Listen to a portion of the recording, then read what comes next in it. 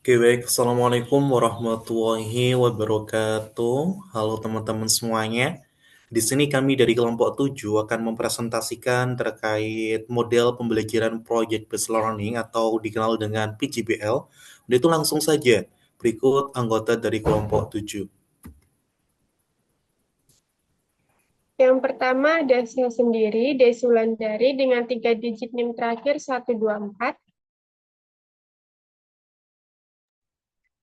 Saya Dewi Ayu Setianingsih dengan 3 digit NIM terakhir 262. Saya Fania Dian Marcella dengan 3 digit terakhir 263. Dan saya Ahmad Rahman Hakim dengan 3 digit terakhir 273.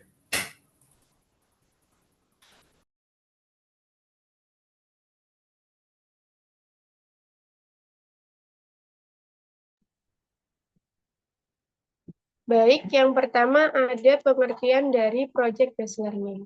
Apa sih Project Based Learning? Itu Project Based Project Based Learning atau biasa disingkat dengan PJBL adalah suatu model pembelajaran yang berfokus pada peserta didik dan menghasilkan suatu produk. PJBL ini diperkenalkan pada awal abad ke-20 dengan menempatkan guru sebagai fasilitator. Jadi guru itu bukan sebagai sumber informasi utama. PJBL menghendaki peserta didik dalam mencari solusi untuk masalah kehidupan nyata, menganalisis data, serta mengumpulkan informasi yang mereka peroleh. Jadi PJBL ini strategi utamanya adalah menghasilkan produk. Nah, PJBL sendiri ini membantu peserta didik untuk mengembangkan keterampilan berpikir kritis dan keterampilan dalam memecahkan masalah.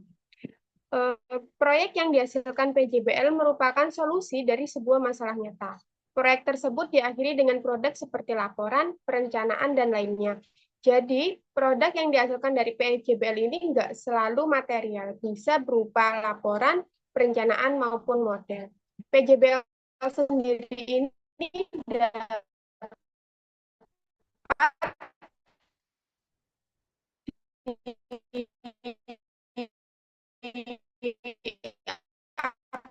diaplikasikan pada PJL ini dia menggunakan teori konstruktivisme. Jadi membantu peserta didik dalam menemukan sendiri pemahamannya seperti itu.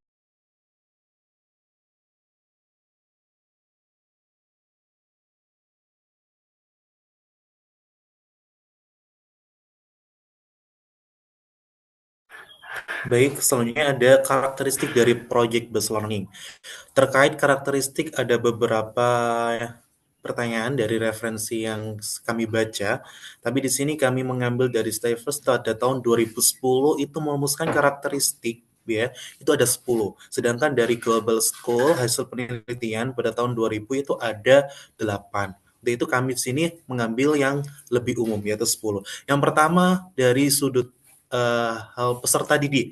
Gimana peserta didik merancang proses penemuan solusi. Jadi gimana peserta didik itu merancang secara berkelompok, kemudian bahasa berdiskusi dan lain-lain sebagainya, itu secara mandiri. Kemudian yang kedua ada memerlukan pemikiran yang kritis, kolaborasi, dan komunikasi. Perlu diketahui, dalam PJPL ini peserta didik harus diarahkan untuk berpikir kritis, kolaborasi dalam satu kelompok, saling bertukar pendapat, dan ada komunikasi. Karena bersifatnya tadi, dalam melakukan proyek tidak dilakukan secara individu tapi berkelompok. Kemudian yang ketiga ada belajar untuk bekerja mandiri dan bertanggung jawab.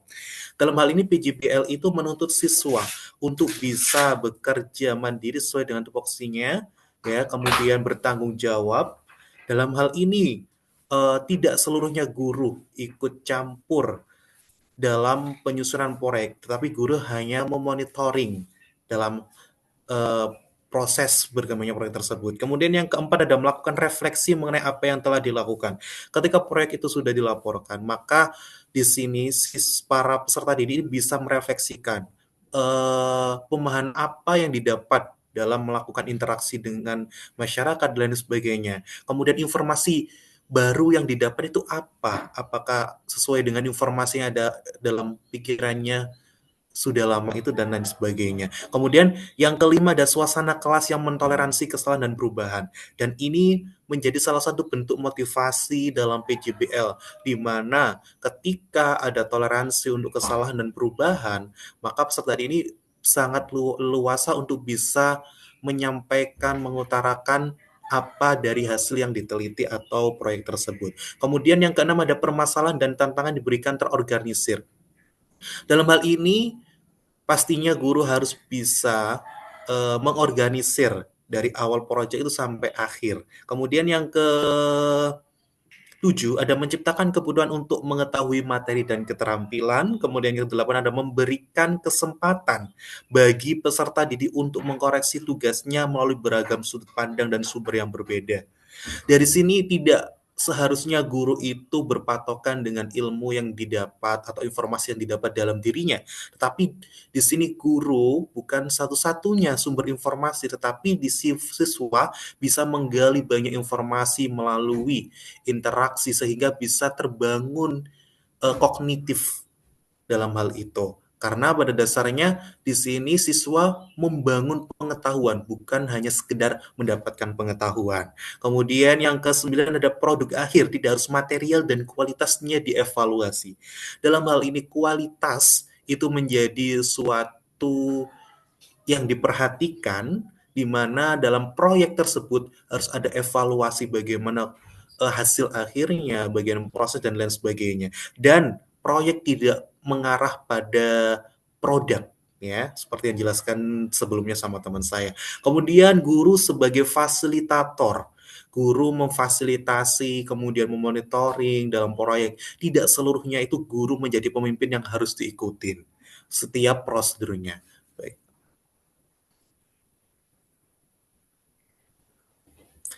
Kemudian ada tujuan dari PJBL. Dalam tujuan ini juga ada beberapa literatur yang kami baca, tapi di sini kami ambil secara umumnya berdasarkan buku pelatihan guru implementasi kurikulum sekolah 2014, itu ada 5 tujuannya. Yang pertama meningkatkan kemampuan dalam memecahkan masalah proyek. Jadi harapannya PJBL ini bisa meningkatkan skill dalam pemecahan masalah, terutama proyek itu berkaitan dengan masalah yang nyata dan relevan dengan peserta didik. Yang kedua, memperoleh kemampuan dan keterampilan baru dalam pembelajaran. Dalam hal ini, peserta didik tidak hanya mempelajari teori, tapi bagaimana dia bisa mendapatkan keterampilan baru melalui pengerjaan proyek tersebut. Yang ketiga, membuat peserta didik lebih aktif dalam memecahkan masalah proyek. Dengan seperti ini, maka peserta didik akan terbiasa, tertantang, termotivasi untuk bisa menyelesaikan permasalahan-permasalahan yang lebih kompleks lagi. Kemudian yang keempat ada mengembangkan dan meningkatkan keterampilan peserta didik dalam mengelola bahan atau alat dalam menyelesaikan proyek. Karena pada dasarnya kita mengetahui dalam PJBL ini, peserta didik dituntut bagaimana melakukan perencanaan. Dan disinilah mereka harus bisa mengelola bagaimana waktu, bagaimana mempersiapkan alat dan bahan. Kemudian yang kelima, meningkatkan kolaborasi peserta didik khususnya pada PJBL yang bersifat kelompok. Dalam hal ini linear dengan arah pembelajaran pada abad 21, gimana mengarah pada 4C, dan di situ ada collaboration. Dan ini PJBL sangat relate dengan tujuan dari pembelajaran abad 21.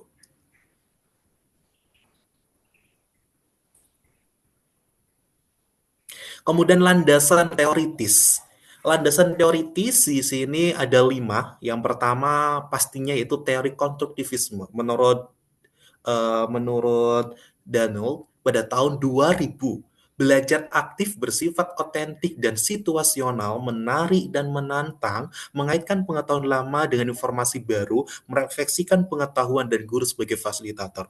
Yang perlu digarisbawahi dalam teori konstruktivisme, itu guru hanya sebagai fasilitator, dan ini sejalan dengan karakteristik dari PJBL. Sehingga teori konstruktivisme ini menjadi salah satu dasar dari lahirnya model pembelajaran project based learning. Kemudian yang kedua, teori Jean Piaget. Dalam teori Jean Piaget ada dua istilah yang terkenal, yaitu asimilasi dan akomodasi. Asimilasi yaitu penyerapan informasi baru dalam pikiran, sedangkan akomodasi menyusun kembali struktur pikiran karena adanya informasi baru, sehingga informasi tersebut mempunyai tempat.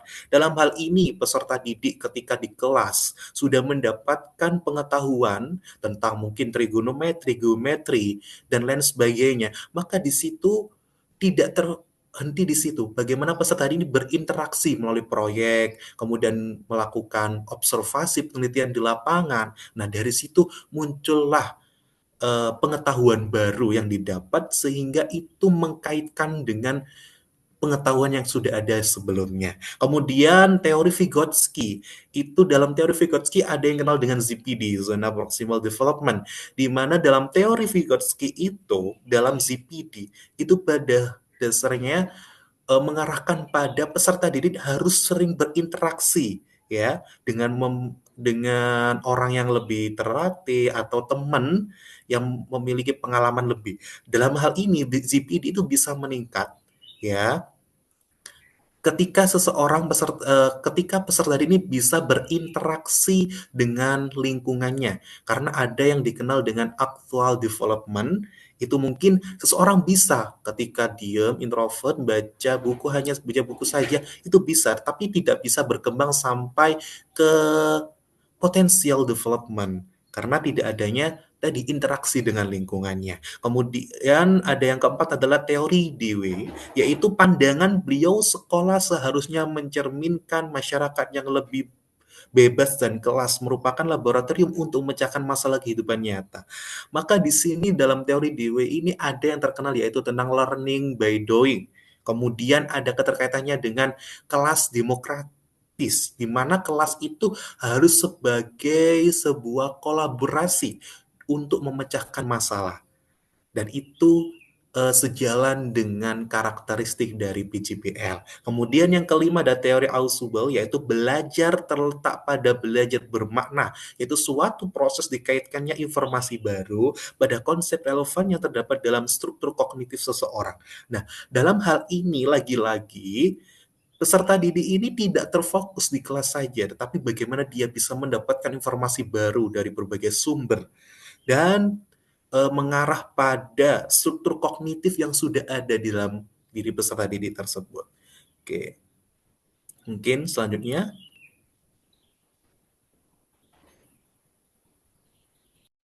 Baik, selanjutnya ada sintaks PJBL. Jadi di sintaks PJBL ini kami juga menggunakan referensi dari The George Lucas Educational Foundation pada tahun 2005.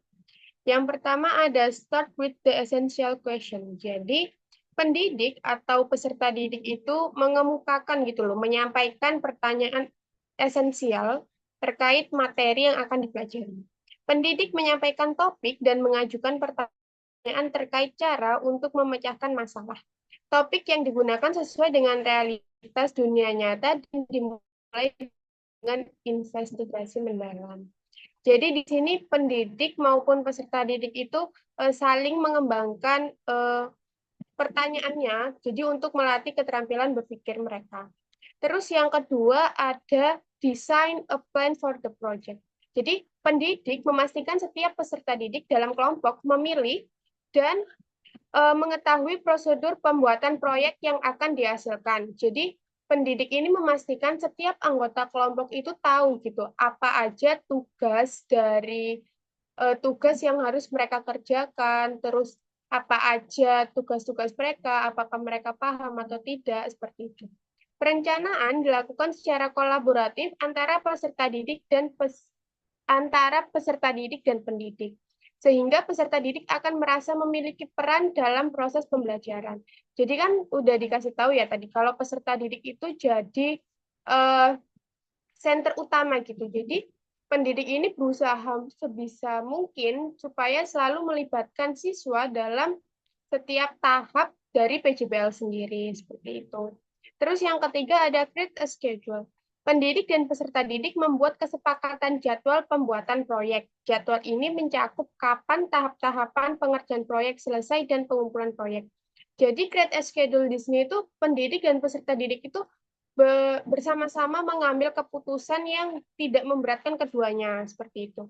Nah, berdasarkan buku The George Lucas Educational Foundation pada tahun 2005, aktivitas dalam tahap ini tuh meliputi membuat timeline untuk menyelesaikan proyek, terus membuat deadline juga, dan guru itu membimbing siswa untuk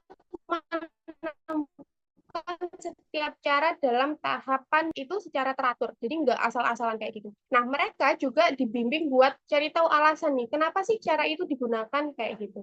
Terus, yang keempat ada membimbing peserta didik ketika mereka membuat cara yang tidak berhubungan dengan proyek. Jadi di PJBL ini, guru itu nggak cuma diem gitu ya, jadi guru itu juga secara aktif memonitoring buat ngelihat apa aja yang salah, apakah dalam proses pengerjaan proyek ini siswa mengalami kesusahan atau tidak, seperti itu. Terus yang terakhir, meminta peserta didik untuk membuat penjelasan atau alasan tentang pemilihan suatu cara. Seperti yang saya sebutkan sebelumnya, bahwa dalam mengerjakan proyek itu kan secara teratur ya. Jadi peserta didik itu diminta untuk cari suatu, kenapa sih ini tuh harus dikerjakan, kenapa pakai cara ini, kenapa nggak pakai cara lain. Nah, untuk apa? Supaya peserta didik itu dapat berpikir kritis ya, jadi pikirannya itu terampil dalam menyelesaikan suatu masalah, seperti itu. Selanjutnya ada monitoring the student and the progress of the project. Jadi di sini pendidik memantau keaktifan peserta didik selama melakukan proyek, memantau realisasi perkembangan, dan membimbing jika mengalami kesulitan. Monitoring ini dilakukan dengan memfasilitasi peserta didik selama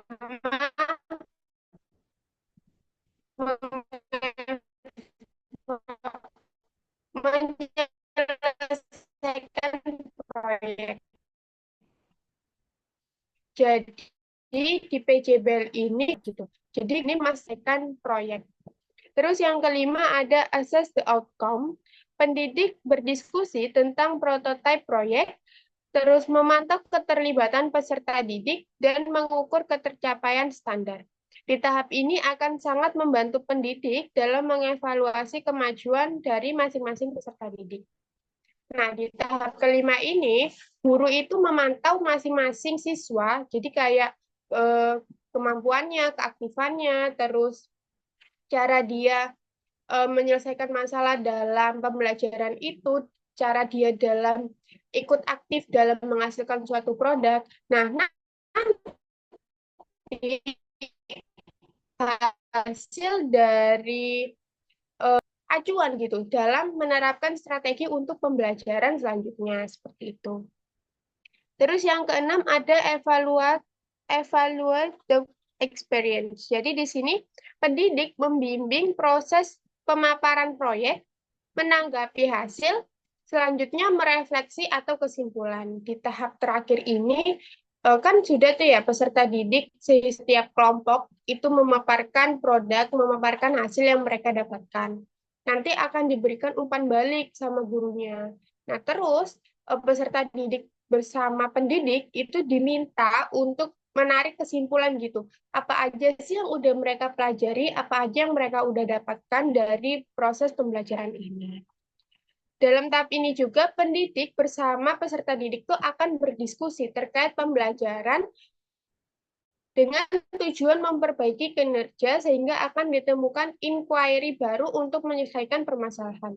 Jadi, teman-teman, di tahap ke-6 ini tuh guru akan selalu memastikan gitu loh untuk meluruskan apa yang didapat sama siswa. Jadi diusahakan mereka itu tidak mengalami miskonsepsi karena konsep-konsepnya itu sudah disebut seperti itu. Selanjutnya,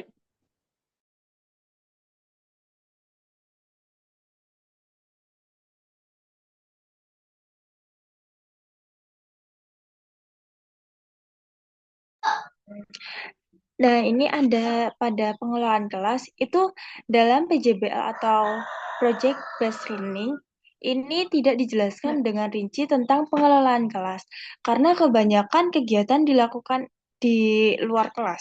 Tetapi berikut ini terdapat langkah-langkah menurut Fleming, yaitu langkah-langkah untuk membantu guru mempersiapkan pengalaman pembelajaran proyek yang dikatakan sukses.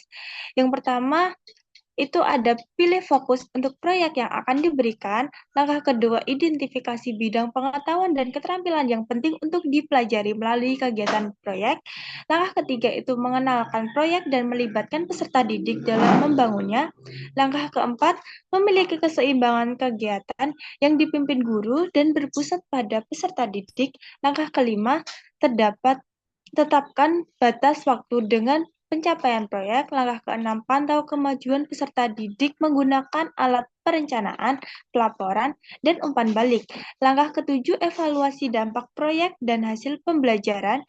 Langkah kedelapan, refleksikan data yang sudah terkumpul dan merencanakan langkah berikutnya. Pada dasarnya ini, format pembelajaran disusun dalam 3 tahap yang berfungsi sebagai cara pembelajar itu mendekati, mengatur, dan mengimplementasikan proyek dengan sukses. Yang pertama itu ada persiapan atau persiapan atau ada persiapan, yaitu perkenalan proyek, penjelasan mengenai rubrik penilaian dan pembagian kelompok, serta membuat garis besar dari langkah utama proyek yang akan dibuat. Yang kedua yaitu latihan, yaitu peninjauan langkah-langkah pembuatan proyek karena secara detail dan lebih mendalam, lalu mencari referensi penelitian hingga melakukan kegiatan tambahan untuk mengembangkan pemahaman dan penyelesaian proyek tersebut. Tahap ketiga yaitu penampilan, yaitu pengumpulan data proyek seperti dokumentasi dan wawancara. Wawancara ini tergantung jenis proyeknya. Kemudian peninjauan tugas akhir seperti laporan, dan yang terakhir itu mempresentasikan proyek yang telah dibuat. Next slide.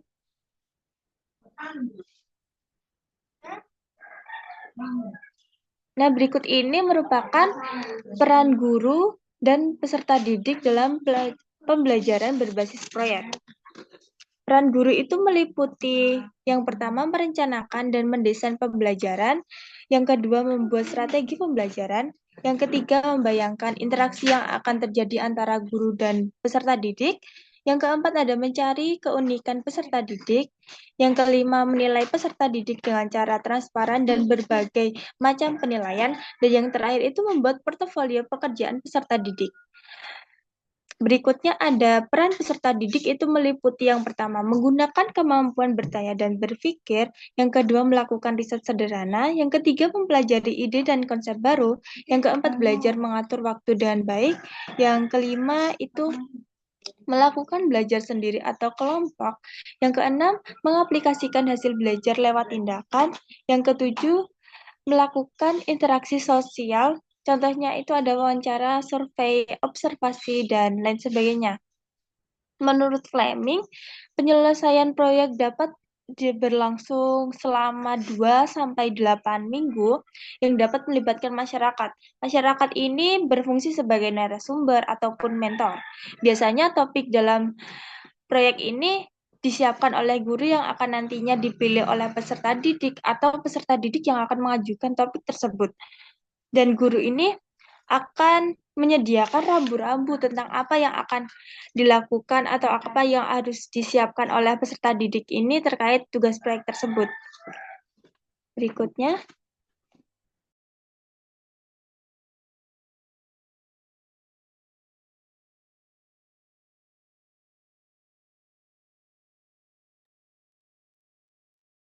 Baik, selanjutnya ada kelebihan dan kekurangan dari project-based learning.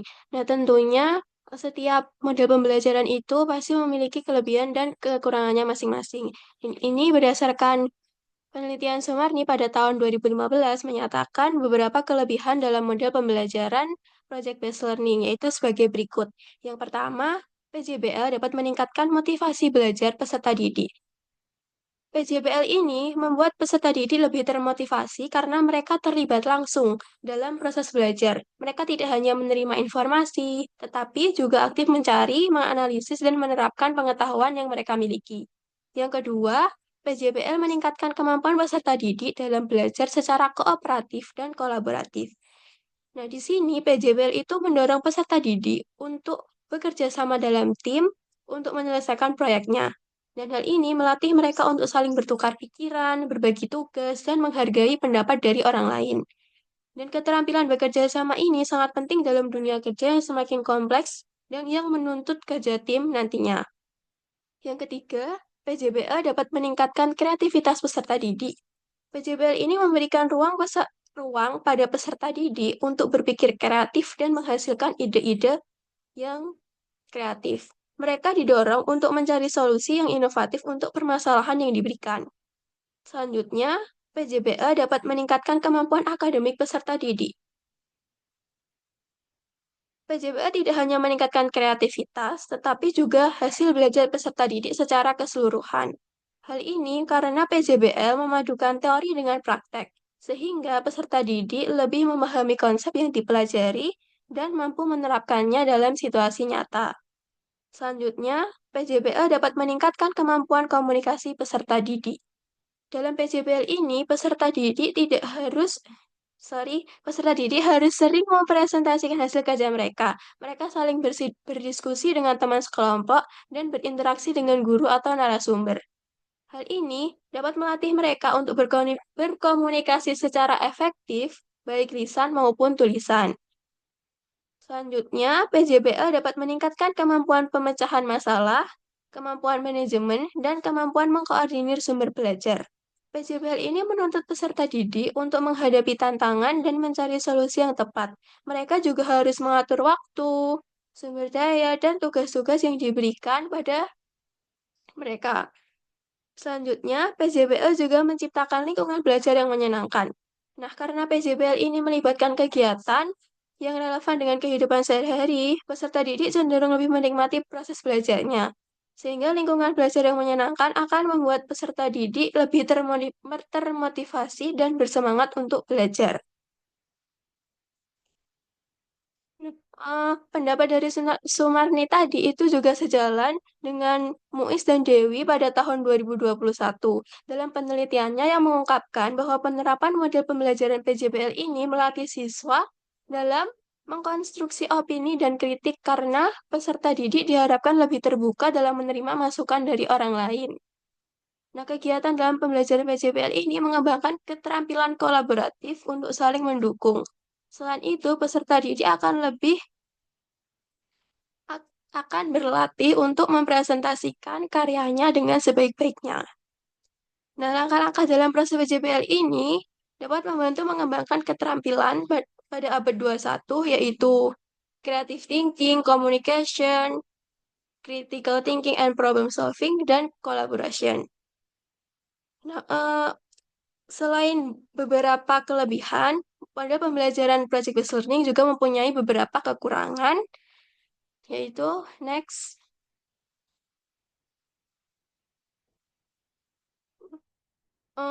Untuk kekurangan yang pertama, menambah beban kerja dan menyita waktu, baik bagi guru maupun peserta didik. Model pembelajaran PJBL ini memang membutuhkan waktu yang lebih banyak dibandingkan pembelajaran tradisional karena berbasis proyek. Nah, guru itu perlu merancang proyek, menyediakan sumber daya, dan memberikan bimbingan kepada peserta didik. Sementara itu, peserta didik harus melakukan riset, mengumpulkan data, menganalisis informasi, dan mempresentasikan hasil kerja mereka. Sehingga beban kerja yang bertambah ini dapat menjadi tantangan bagi guru dan peserta didik, terutama jika waktu yang tersedia itu terbatas. Yang kedua, proses interaksi memungkinkan terjadinya perselisihan antar anggota kelompok yang dapat mengakibatkan pengalaman negatif bagi seluruh peserta didik. Saat bekerja dalam kelompok, perbedaan pendapat dan gaya belajar antar anggota itu pasti seringkali akan muncul. Nah, jika tidak dikelola dengan baik, hal ini dapat memicu konflik dan membuat suasana belajar menjadi tidak nyaman. Konflik dalam kelompok ini dapat menghambat pencapaian tujuan pembelajaran dan memberikan pengalaman negatif bagi seluruh anggota kelompok. Selanjutnya, peserta didik mempunyai kebiasaan bekerja sendiri, sehingga dapat menimbulkan rasa cemas dan kesulitan ketika harus bekerja dengan orang lain. Tidak semua peserta didik itu terbiasa bekerja dalam kelompok. Nah, beberapa mungkin lebih nyaman bekerja sendiri. Jadi, ketika dipaksa untuk berkolaborasi, mereka itu dapat merasa cemas dan kesulitan untuk beradaptasi dengan kelompok mereka. Nah, rasa cemas dan kesulitan ini dapat menghambat partisipasi aktif peserta didik dalam kelompok dan mengurangi efektivitas pembelajaran mereka. Dan yang terakhir, kerja kelompok yang terus-menerus menyebabkan hilangnya rasa percaya diri dalam belajar mandiri karena kurangnya pengalaman individu. Jika terlalu sering bekerja dalam kelompok, peserta didik itu mungkin menjadi kurang terbiasa belajar secara mandiri. Mereka dapat kehilangan kepercayaan diri dalam menyelesaikan tugas-tugas individu dan merasa kesulitan ketika harus bekerja tanpa bantuan orang lain. Dan kurangnya pengalaman belajar mandiri dapat menghambat perkembangan kemampuan berpikir kritis dan pemecahan masalah peserta didik.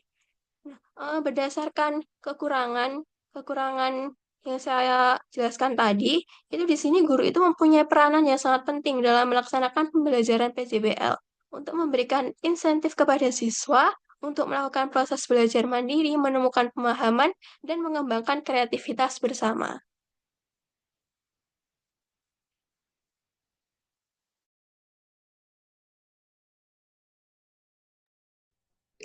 Nah, pada asesmen dan evaluasi ini, penilaian proyek dilakukan semata-mata untuk mengetahui kemampuan pemahaman peserta didik, pengaplikasian, dan sebagainya. Menurut Kemendikbud, terdapat 3 hal yang perlu dikembangkan. Yang pertama itu kemampuan pengelolaan, yaitu kemampuan peserta didik dalam memilih topik, mencari suatu informasi dari berbagai sumber, hingga mengelola waktu dan data untuk penulisan laporan. Yang kedua ada relevansi atau penilaian mengenai kesulitan produk akhir dengan materi yang dibahas saat pembelajaran. Yang ketiga ada orisinilitas, adalah penilaian terkait produk yang dihasilkan harus merupakan hasil karya dari peserta didik tersebut. Nah, teknik penilaian proyek ini dimulai dari perencanaan atau persiapan, pengerjaan atau pelaksanaan, dan hasil akhir atau laporan proyek.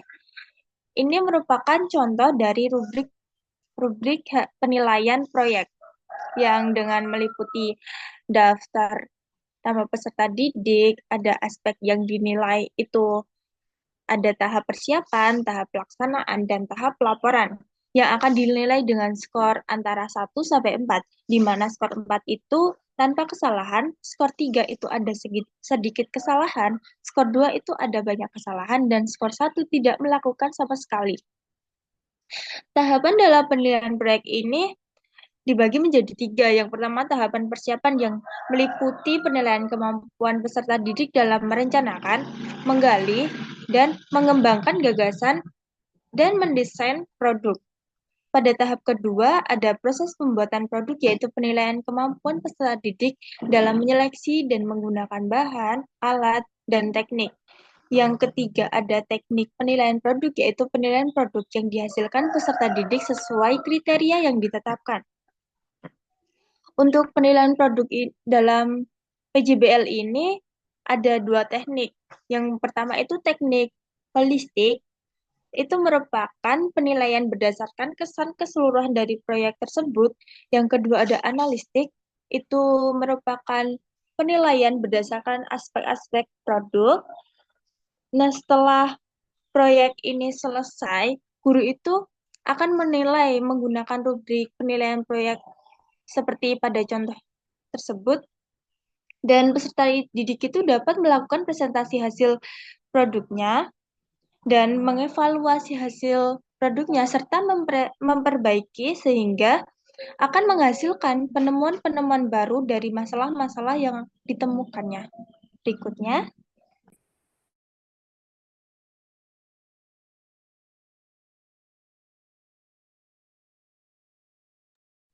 Baik, untuk selanjutnya ada contoh penerapannya. Nah, ini merupakan contoh rancangan pembelajaran matematika dengan model pembelajaran project-based learning.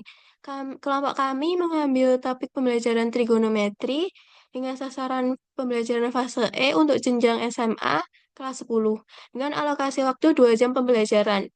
Dan untuk tujuan pembelajaran ada dua, yaitu yang pertama menentukan nilai perbandingan trigonometri pada segitiga siku-siku.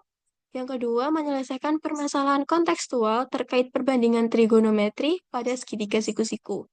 Untuk materi pembelajarannya, perbandingan trigonometri. Next.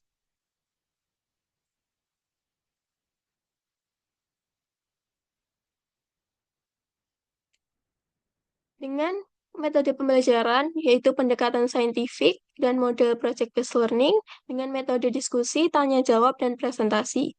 Untuk media pembelajaran, dengan media berupa bahan ajar, LKPD, slide presentasi, dan clinometer.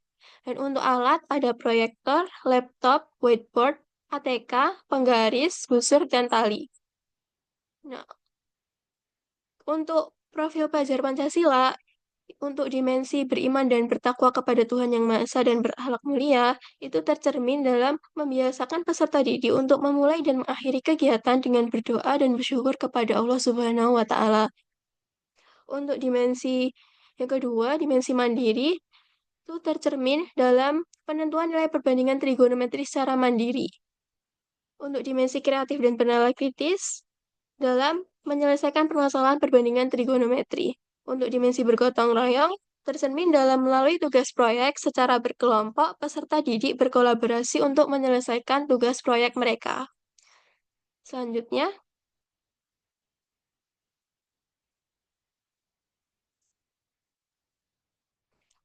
dan ini untuk rancangan kegiatan, mulai dari pendahuluan, inti, dan penutup. Untuk pendahuluan, di mana guru itu menyiapkan peserta didik untuk dengan memimpin doa sebelum pembelajaran dan melakukan absensi. Melakukan presensi. Yang kedua, menyampaikan tujuan pembelajaran, memberikan motivasi kepada peserta didik sebelum memulai proses pembelajaran, dan melakukan apersepsi terkait materi pembelajaran. Nah, di sini peserta didik itu bisa mendengarkan dan melakukan instruksi yang diberikan oleh pendidik, dan mendengarkan penyampaian materi dari guru. Selanjutnya,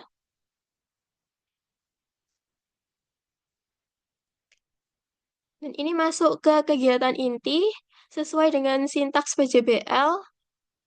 Ada 6 sintaks, yaitu ini yang pertama. Sintaks pertama itu memulai dengan pertanyaan mendasar atau start with the essential question. Di sini itu pendidik menyajikan masalah kontekstual dengan slide presentasi atau bisa dengan yang lainnya, tapi di sini kelompok kami mengambil dengan slide presentasi untuk menumbuhkan rasa ingin tahu peserta didik.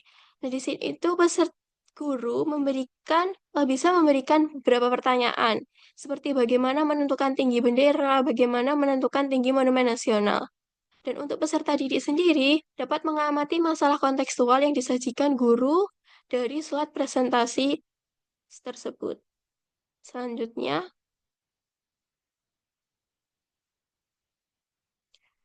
masuk ke sintaks kedua, yaitu mendesain perencanaan proyek atau design a plan for the project.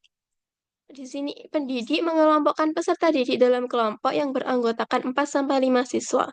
Pendidik meminta peserta didik menentukan judul proyek terkait permasalahan nyata penerapan perbandingan nilai sisi segitiga dengan materi trigonometri dan alasan mengapa memilih judul tersebut. Pendidik meminta peserta didik mengidentifikasi masalah dan strategi untuk menyelesaikan permasalahan yang sudah ditetapkan sebelumnya. Yang keempat, pendidik meminta peserta didik untuk menyusun rencana proyek, mencakup job desk, alat bahan, prosedur, dan sebagainya. Dan untuk peserta didik sendiri, itu dimulai dengan bisa duduk sesuai dengan kelompok yang sudah ditentukan. Kemudian, peserta didik menentukan judul proyek yang akan mereka kerjakan dan alasan mengapa memilih judul proyek tersebut. Lalu, peserta didik mengidentifikasi masalah dan strategi untuk menyelesaikan masalah yang sudah mereka tetapkan sebelumnya. Kemudian, setelah mereka menetapkan masalah, mengidentifikasi masalah dan strateginya, kemudian peserta didik bisa memulai membagi job desk antar anggota dan menetapkan alat atau bahan yang dibutuhkan untuk proyek mereka, serta merancang prosedur atau langkah-langkah dari pengerjaan proyek mereka, dan hal lainnya yang dibutuhkan dalam proyek mereka. Selanjutnya,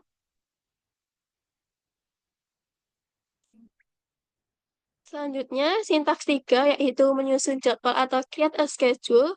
Di sini pendidik meminta peserta didik untuk membuat jadwal pembuatan proyek yang mencakup kapan tahapan-tahapan pengerjaan proyek sampai selesai dan pengumpulan proyek. Untuk peserta didik sendiri, peserta didik bisa menyusun jadwal pembuatan mereka secara kolaboratif antar peserta didik. Jadi, menyusun jadwal pembuatan mulai dari pembuatan, terus tahapan-tahapan mereka, lalu kapan proyek itu selesai, dan akhirnya proyek itu dikumpulkan pada waktu yang sudah mereka sepakati. Sintaks 4, memonitor keaktifan peserta didik dan kemajuan proyek, atau monitor the status and the progress of the project.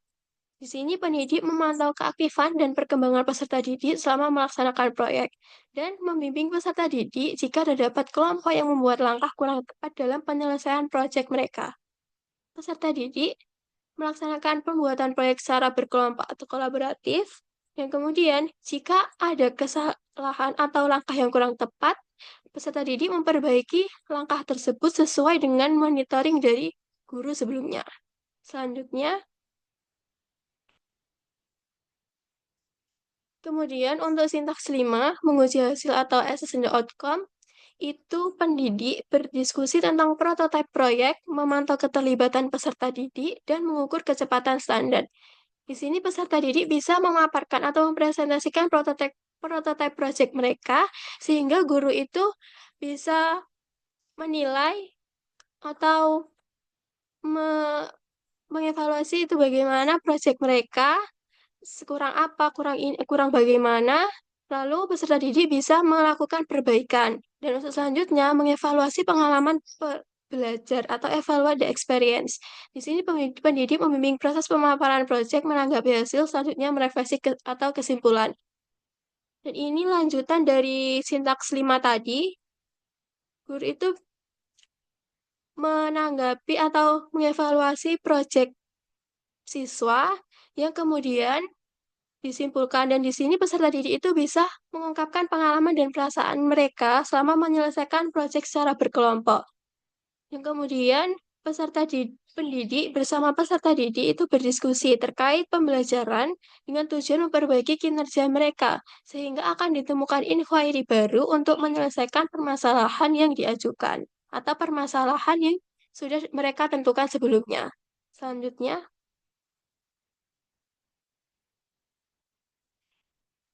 dan setelah pendahuluan, kegiatan inti mulai dari sintaks 1 sampai sintaks 6 sudah dilaksanakan. Kemudian kegiatan penutup, di mana pendidik ini mengajak peserta didik untuk menyimpulkan pembelajaran yang diperoleh pada pertemuan tersebut. Jadi, pada pertemuan yang dilaksanakan itu, mereka dapat mengambil kesimpulan tentang materi yang sudah mereka pelajari. Dan kemudian pendidik memimpin doa untuk menyelesaikan proses pembelajaran. Nah, di sini peserta didik bersama pendidik itu menyimpulkan materi yang diperoleh pada pertemuan tersebut, dan peserta didik melakukan instruksi yang diperintahkan oleh pendidik untuk berdoa bersama.